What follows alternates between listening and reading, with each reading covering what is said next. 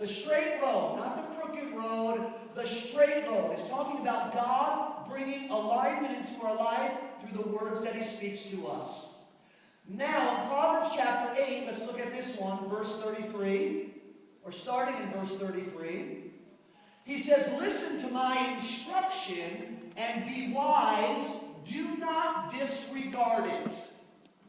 And then he says, for those who find me will find life and receive favor from the Lord. You can see here, favor is not a miracle. Favor from God is a reaction of taking heed to a divine instruction. Do you all see that right there? Do you see that? Listen to my instruction, be wise, don't disregard. He's talking about the man who is spiritually aligned.